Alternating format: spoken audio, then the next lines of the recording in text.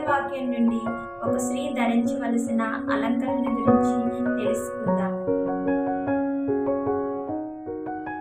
ఈ లోకంలో 2 రకాలు అలంకరణ కలిగి ఉంటారని దేవుని వాక్యం ద్వారా మనతో మాట్లాడుతుంది. పేతురు రాసిన మొదటి పత్రిక 3వ అధ్యాయం 3వ వచనం. జడలు అల్లుకొనుటయు, బంగారు నగలు పెట్టుకొనుటయు, వస్త్రములు ధరించుకొనుటయు, వెలుపటి అలంకరణ మీకు అలంకరమునగా ఉండగా. పేతురు రాసిన మొదటి పత్రిక 3వ అధ్యాయం 4వ వచనం.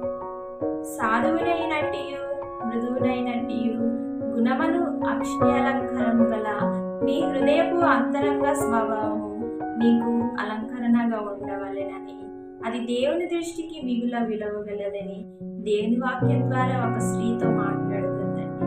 కాబట్టి మనము ఈ లోకంలో క్షయమైపోయే వెలుపటి అలంకరణ ధరించుకునే వారి వలె కాకుండా ఎప్పటికీ కూడా క్షయం కానటువంటి అక్షయాలంకరణ ధరించుకునే స్త్రీ వలె ఈ లోకంలో ఉండాలని దేవుడు మనతో మాట్లాడుతున్నారు.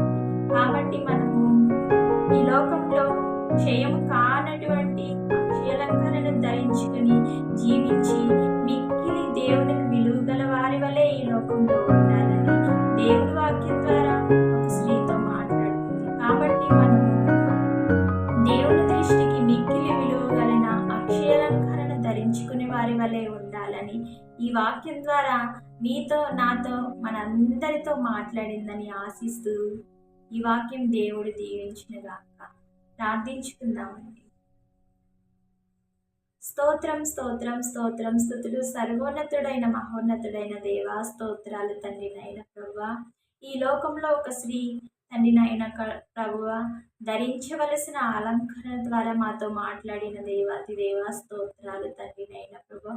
ఎప్పటికీ కూడా తండ్రి నైన ప్రభువా యేసయ్య క్షయము కానటువంటి అక్షయాలంకరణ ధరించుకునే వారి వలె తండ్రి నైన ప్రభువా మేము మిక్కిలి విలువగల స్త్రీల వలె జీవించుటకు తండ్రి నైనా మీ కృపను మీ జ్ఞానాన్ని మాకు దయచేయమని నజరేయుడైన యేసుక్రీస్తు నామములో అడిగి వేడుకొని ప్రార్థిస్తున్నాము తండ్రి. ఆమేన్.